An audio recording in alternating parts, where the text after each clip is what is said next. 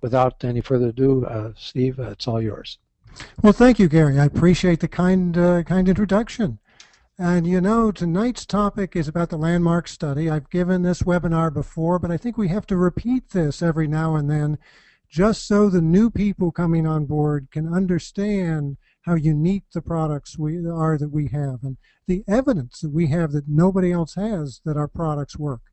I sometimes call this a study that forever changed the way we think about supplementation. And you know, it's actually apropos because just this morning I got an email from a downline about some article that appeared on Google or Yahoo about how, you know, there were no studies that supported that vitamins actually improved your health, reduced the risk of heart attack. It was just expensive urine, you know, the same sort of thing we hear over and over again. So I think it's particularly apropos that we talk about the landmark study today. So what is the landmark study? Simply put, it's the very first study of its kind. It really is truly unique. It was the very first study that was designed to evaluate the benefits and the risks of multiple supplement use over a long period of time. And let's talk about why that's important. Because we should look at the limitations of the scientific studies prior to the landmark study. And that's really almost all of the scientific studies that are out there. And you know as well as I do that there's a tremendous controversy. One day you'll get a study that says, well, vitamin E is going to do this, and the next day you'll see a study that says, no, it doesn't. Sometimes you'll see studies that seem to suggest there are benefits from taking supplements. Other times you'll see studies that talk about the risks. So that's because all of these studies have some very significant limitations. And one of the most significant limitations is it's really difficult to ask the right questions. You know, one of the things, sort of a story that I share with new students when they first start working in the lab, which kind of illustrates the way scientists work. It's the story about, and I may have related it on one of these calls before, but it's the drunk on his hands and knees under the lamppost. And the policeman comes up and he says, what are you looking for? And the drunk says, I'm looking for my house keys. So the policeman, being an obliging sort, gets down there and he looks around and he says, you know, I don't see your keys here anywhere. Are you sure you lost them here? To which the drunk replies, no, I lost them over there, but the light's better here. And that really, you know, illustrates the way we work in science. We often can't ask the questions we'd really like to ask because, you know, we can't shine the light on it. We have to go to where we can illuminate the question, and that limits the questions that we can ask. So one of the questions that everybody would really like to know was if holistic approaches are beneficial. And yet, so almost all the studies out there have been done, and again, this is sort of considered to be the scientific method, the gold standard, if you will, of clinical studies, is you only change one variable at a time. That's one of the benchmarks, gold standards, as I said. So, you know, if you're looking at a holistic approach where you've got a number of different things, that kind of flies in the face of what we consider to be the gold standard of how we do experiments. But for that very reason, our 21st century science is very ill-equipped to evaluate holistic approaches.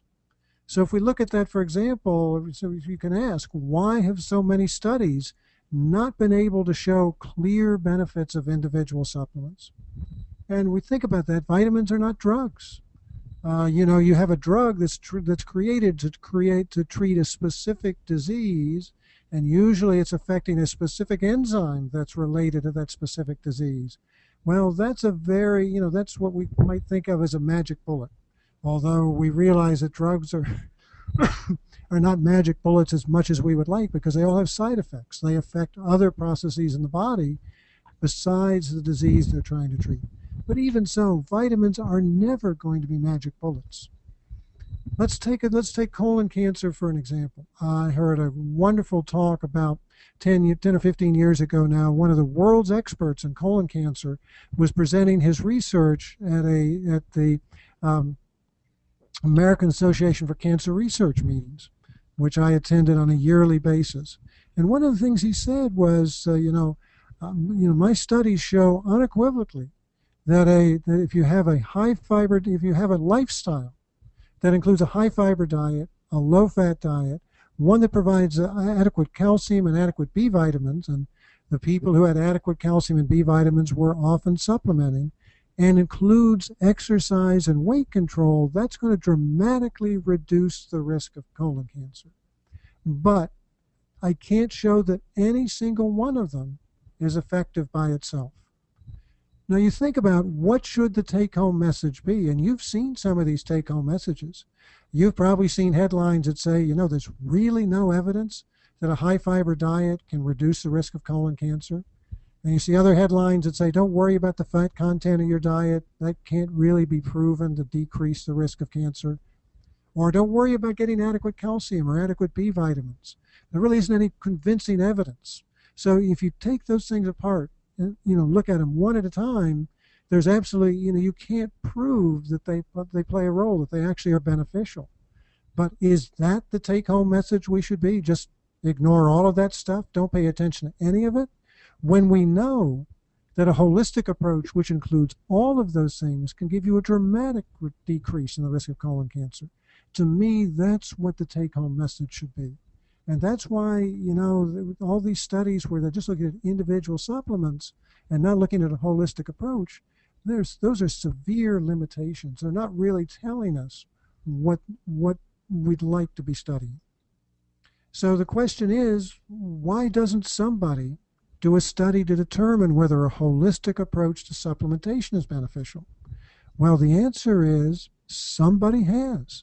The landmark study was the very first study to look at the benefits of multiple supplement use, the very first one. Now, the other thing is, if you look, you know, you're looking at diseases here, and most scientific studies are very short term. You know, if you're doing an interventional trial where you're giving somebody maybe a vitamin versus a placebo or a drug versus a placebo, if you do a 6-month study, that's a pretty long study. You're going to spend a lot of money doing that kind of study.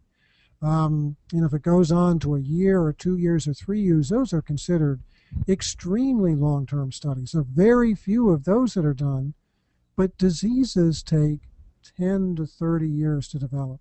So how do you actually look at whether you can impact the risk of disease?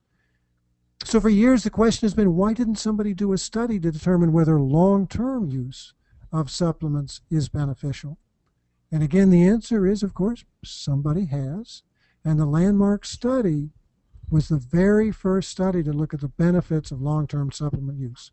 This is supplement use of 20 years or more. And then there's a question, and you've seen those headlines. There's some studies that seem to suggest that supplement use might even be dangerous.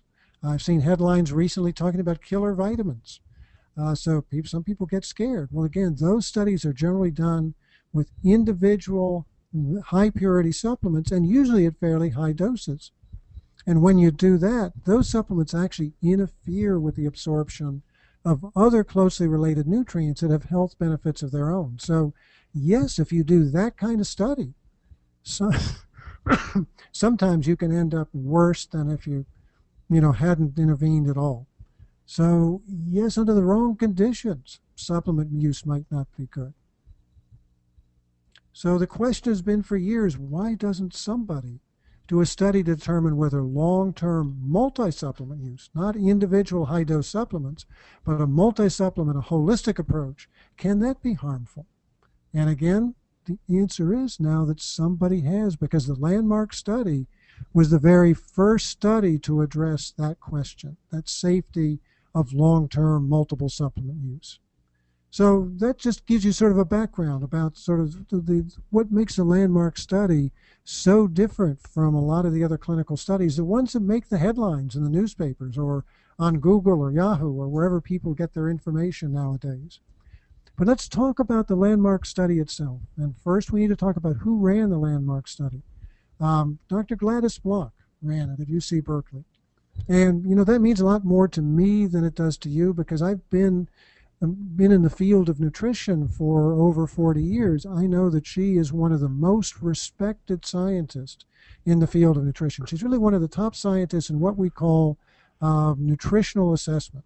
So if you look at almost any study that's out there, if somebody's looking at, well, how many servings of dairy products are people consuming in the country today, or maybe soft drinks versus dairy product consumption, or how many servings of cheese, how many servings of pizza, all those sorts of things. Well, chances are they were filling out forms that she designed because she's the expert. She's the one that everybody uses her forms when they want to do their studies.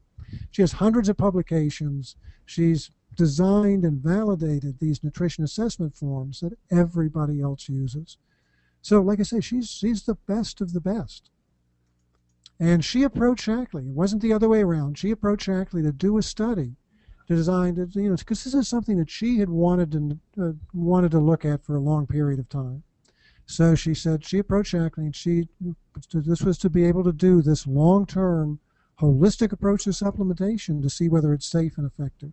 She approached Shackley because of their reputation for integrity and the quality of their products, but also, of course, because Shackley had the perfect population group of long-term supplement users.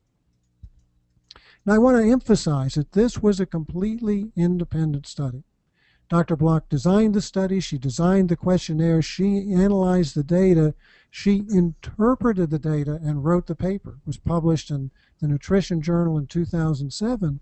But the really important thing to understand is if Dr. Block had analyzed the data and found that the use of the Shackley supplements had no effect, or even worse, that they were detrimental, those are the conclusions that she would have published. Shackley didn't control those data. So that's why so few companies allow independent studies with their products. When you think about it, you've got to have a lot of confidence in your products before you're going to allow somebody to come in and do a study like that that might end up saying that your products did absolutely no good. So let's look a little bit at the study design, because I think that's also very important. The Shackley group was a group that had been using the Shackley product, using multiple Shackley supplements for 20 years or more. And then what Dr. Block did is she compared them to a group that used just multivitamins alone and a group that used no supplements whatsoever. And these groups were matched. They were matched with respect to age, with gender, with race, with weight. The only major difference was the kinds of vitamins they were using, whether they were using the multiple Shackley supplements, any other company's multivitamin, or no supplements whatsoever. So let's look at the results of this, and this is where it really is astounding. Now, the first thing that she looked at was blood nutrient levels. This is just sort of a measure of bioavailability.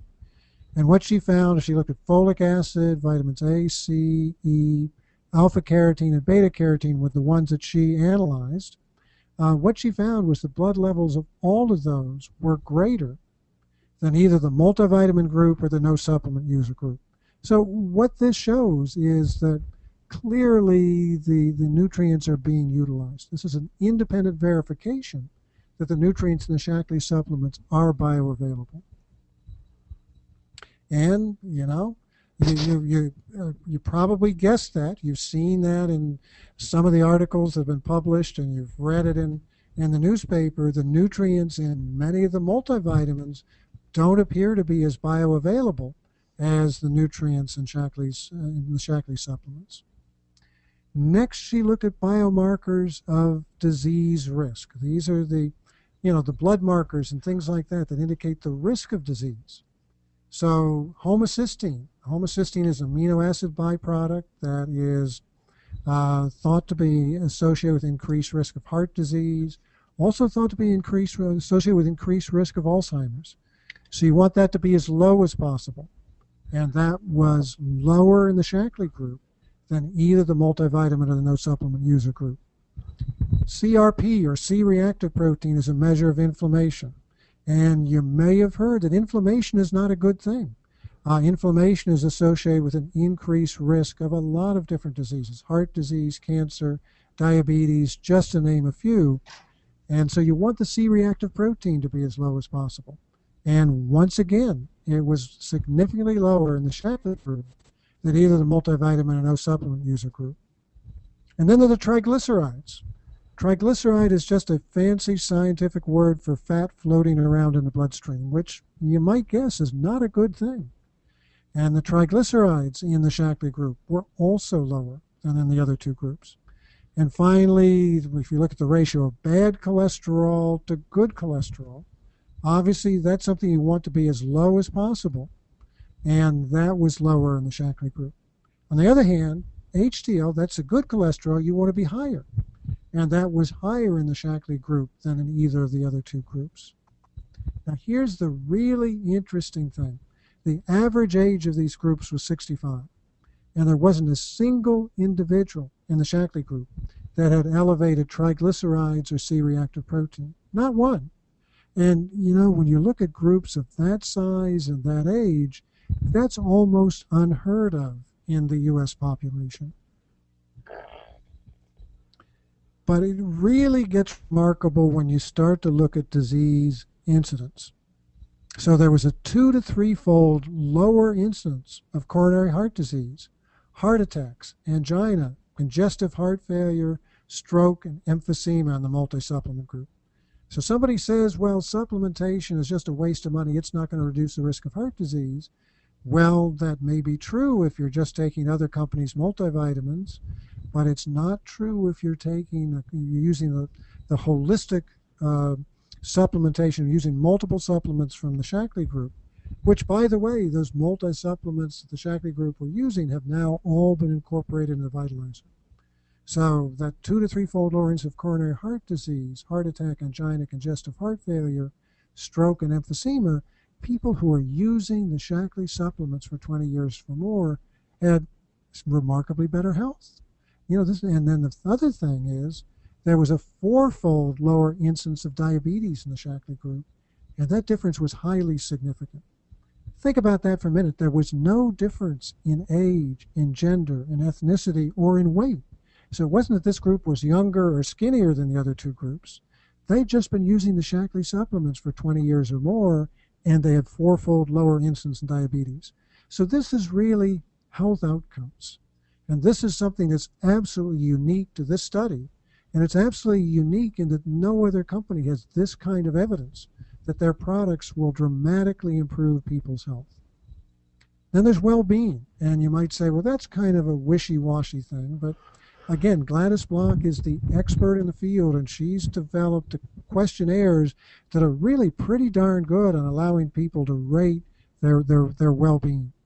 And the Shaklee group was 2 times more likely to rate their health as very good or excellent than the other two groups. You know, the Shaklee group just felt better.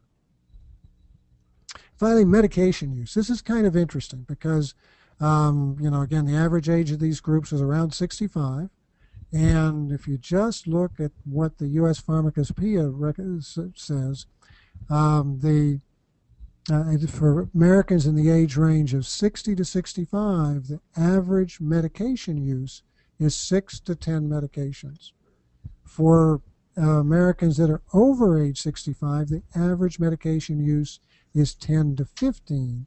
And if you look at that Shaklee group, the medication use was 0.6. You know, that's remarkable. When you think about all the side effects of medications and then people ending up taking medications to treat the side effects of the other medications they're taking, you know, that's a huge health benefit there alone. But you know what, you know, because again, you've seen these articles out there about, you know, supplements might be dangerous. So one of the things that she wanted to look at, Dr. Block wanted to look at, was what were the risks of long-term supplementation. So she looked at the markers of 3 nutrients that were known to be able to accumulate at toxic levels. So these are the ones you would be most worried about if you were thinking that, well, this multiple supplement use, yeah, they're taking lots of stuff, but they're probably accumulating toxic levels of certain nutrients. These are the ones you'd be most likely to be accumulating toxic levels of if you were overdosing.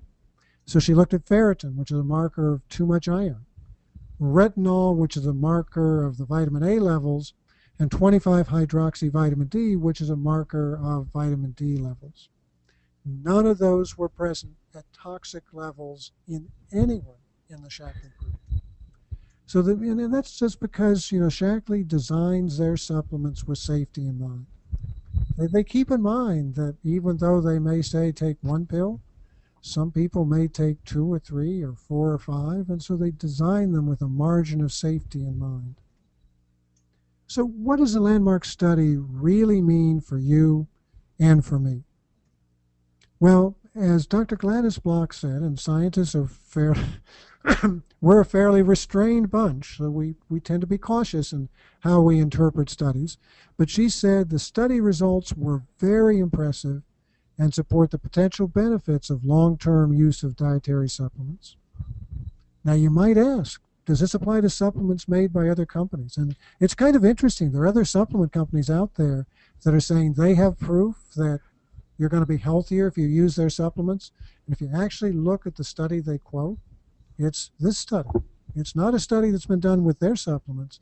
It's our study. It was done with the Shackley supplements. And when you think about the fact that most companies don't use the same level of quality assurance in the manufacture of their products that Shackley does, and very few companies run clinical tests on their products before they manufacture them to make sure that those nutrients are actually delivered into the bloodstream, the results of the landmark study may not apply to supplements made by other companies. We just don't know until they do their own study. If they have the courage to do that, they can't really say that their products are going to give comparable results. So if we just were to wrap it all up, and I could give you a summary, the landmark study was the very first study to look at the safety and efficacy of long-term supplementation. Nobody else has done a study like this before. The Shackley supplement users had better levels of blood nutrients, which is evidence that these products deliver the nutrients into your bloodstream. The Shackley supplement users had healthier levels of biomarkers of disease risk, things like C-reactive protein, cholesterol, HDL, all of those things that indicate increase or decreased risk of disease, which basically says that using Shackley products over a period of time lowers the risk of disease. But the most important thing, and the thing that really sets this apart from any other study, and sets the proof behind the Shackley products apart from the proof that any other company has, is this study shows that using Shackley products actually improves your health. The Shackley supplement users had lower incidence of major diseases. And, the Shackley supplement users rated their health as better, so they just plain felt better. And there was no detectable risk associated with long-term Shackley supplement use. So the products are safe. So if you're looking for a longer, healthier life, or you're looking for more energy and vitality, Shackley has the proof that their products can deliver what you're looking for. Thank you for joining me. Very good. Steve, let me say something here. Can you hear me? Yes, I can. I think I've heard you go through the landmark study a couple times, maybe 2 or 3 times. But just your emphasis tonight was much different. I hadn't heard all those things about Dr. Block. And maybe if I missed it last time, I missed it. But this was so much more clear, the clarity for me, for some reason. That was just terrific. Really appreciate that. Well, thank you, Gary. Anyone have any questions or comments that you'd like to ask Dr. Cheney? If you do, just kind of in the place where it says questions. Kind of simple, right? And then I'll read them and we'll go.